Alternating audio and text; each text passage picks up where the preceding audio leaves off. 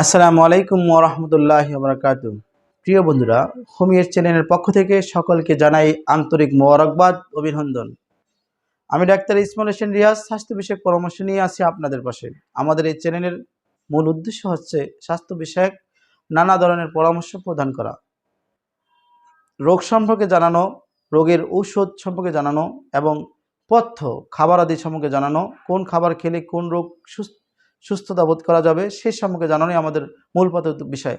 আজকে আমি আপনাদের সামনে একটা বিষয় নিয়ে আসছি, যেটা একদিনের বয়স থেকে শুরু করে একেবারে মরা পর্যন্ত অনেকেই ভোগেন। সেই রোগটা আমার পূর্বের কিছু ভিডিও রয়েছে, যে ভিডিওগুলোতে আপনারা দেখছেন কোষ্ঠকাঠিন্য। আজকে আমি এমন একটা বিষয় নিয়ে আলোচনা করব, খুব চমৎকার বিষয়, এমন খুবই সবারই দরকার। যেমন শিশুদের কোষ্ঠকাঠিন্য হলে কী করবেন। আমরা অনেকেই এমনভাবে পড়ি যে শিশুরা যখন কোষ্ঠকাঠিন্য পায়খানা কষা হয়ে যায়, তখন আমাদের জন্য খুবই একটা সমস্যার সম্মুখীন হয়ে যাই, যে আমরা কি করব, শিশুর পায়খানা কীভাবে আমরা করাবো।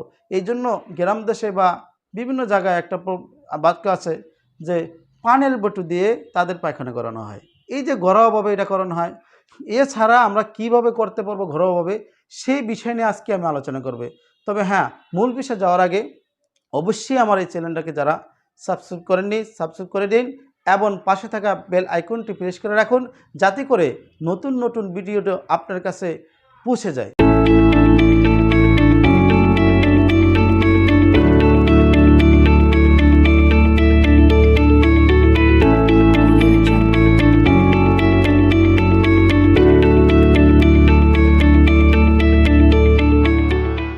শিশুর কোষ্ঠকাঠিন্য হলে কী করবেন সেই বিষয়ে আলোচনা। কোষ্ঠকাঠিন্য শিশুদের একটি সাধারণ সমস্যা। অনেক সময় অজ্ঞতার কারণে অথবা সচেতনতার অভাবে শিশুর এই সমস্যা অভিভাবকেরা এড়িয়ে যান। এই সমস্যা এড়িয়ে গেলে পরবর্তী সময়ে শিশুর নানা স্বাস্থ্যগত সমস্যার উদ্ভব হতে পারে। সাধারণত সপ্তাহে 3 বারের বেশি পায়খানা না হলে অথবা পায়খানা করার সময় ব্যথা অনুভূত করলে আমরা বুঝতে পারি শিশুটি কোষ্ঠকাঠিন্য ভুগছে। শিশুরা মলত্যাগের সময় অনেক ক্ষেত্রে ব্যথায় কান্নাকাটি করে।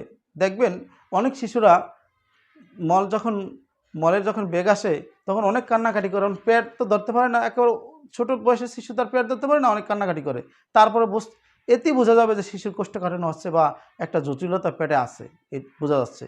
মলত্যাগের সময় অনেকক্ষণ ক্ষেত্রে কান্নাকাটি করে। মলত্যাগের ব্যাপারে শিশুর জন্য উদ্বেগ প্রকাশ করা এবং মলত্যাগ করছে না বলেও মলত্যাগের ব্যাপারে শিশুর জন্য বকাবকি করা উচিত নয়। কারণ একটা শিশু মল করতেছে না, কান্না করতেছে পেট ব্যথার জন্য, এই জন্য মারা এবং আত্মীয় স্বজনরা বকাবকি শুরু করে দেয়। আসলে এটা উচিত না, এই সমস্ত বকাবকি করা প্রয়োজন না। আগে জানতে হবে যে আমার শিশুটা অবশ্যই একটা সমস্যার সম্মুখীন হচ্ছে, যার কারণে বাচ্চাটা এখন পায়খানা আসছে, বেগ আসছে, কান্নাকাটি করা শুরু করে দিয়েছে।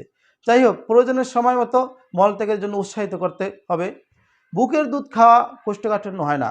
যে সমস্ত বাচ্চাদেরকে ব্রেস্ট ফিডিং করা হয়, মানে বুকের দুধ খাওয়ানো হয়, ওই সমস্ত শিশুদের কোষ্ঠকাঠিন্য কম হয়, না হয় সারে। কারণ মার থাকলে এটা হতে পারে। আবার যেই সমস্ত মাদের কোষ্ঠকাঠিন্য হয়, এই জন্য মাকেও এই সমস্ত টিপ আমার সামনের ভিডিও আসতেছে, সেগুলোতে বলবো ইনশাল্লাহ। আজকে শুধু শিশুদের বিষয়ে বলবো। যে সমস্ত বাচ্চারা বুকের দুধ খায়, বুকের দুধ খাইলে তাদের কোষ্ঠকাঠিন্য হওয়ার সম্ভাবনা থাকে না, খুব কম থাকে। তাই যেসব শিশু বুকের দুধ খায়, কোষ্ঠকাঠিন্য হলে তাদের বেশি করে বুকের দুধ খাওয়ান। 6 মাসের বেশি বয়সের শিশুকে কোষ্ঠকাঠিন্যের সমস্যা হলে বুকের দুধের পাশাপাশি প্রচুর পরিমাণে পানিও খাওয়া উচিত। যেমন আপনি খিচুড়ি খাওয়াতে পারেন 6 মাসের পরে, বিভিন্ন খাবার, আগলা খাবার যেটা আমরা রান্না করে খাওয়াই, তার ভিতরে একটু পেঁপে দিতে পারেন, কলমি শাক দিতে পারেন, তারপরে পালং শাক দিতে পারেন, যাতে করে শিশুটার পায়খানাটা ক্লিয়ার হবে। দিনের দুধ খাওয়ালে অনেক সময় কোষ্ঠকাঠিন্য হতে পারে।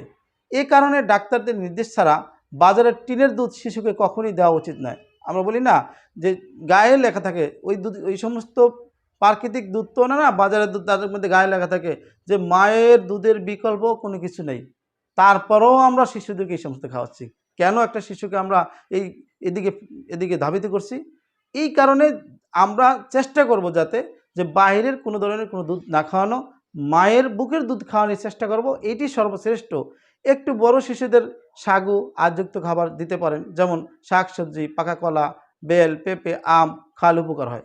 মলত্যাগের সময় শিশুর ব্যথা হলে জোরে না করে পায়খানার রাস্তায় অলিভ অয়েল দিতে হবে অথবা চিকিৎসকের পরামর্শ নেওয়া উচিত। এছাড়া শিশুদের দুধের সঙ্গে 3 থেকে 5 ফোঁটা অলিভ অয়েল খাওয়ালে কোষ্ঠকাঠিন্য থেকে উপশময়। বন্ধুরা, আমার মা বোনদেরকে বলবো, যারা শিশু যত্ন করেন, শিশু লালন পালন করতেছেন, তাদের উদ্দেশ্য করে বলবো, অবশ্যই আপনারা একটা প্যাথির নাম শুনেছেন, সেটা হলো হোমিওপ্যাথি। যে হোমিওপ্যাথিতে আপনার এই শিশুদের কোষ্ঠকাঠিন্য খুব দ্রুত সারানো সম্ভব। তাই একজন রেজিস্টার প্রাপ্ত চিকিৎসকের কাছে যান, গিয়ে আপনি শিশুটার অবস্থা অনুযায়ী তারা চিকিৎসা করব, সেখানে লক্ষণভিত্তিক চিকিৎসা করব।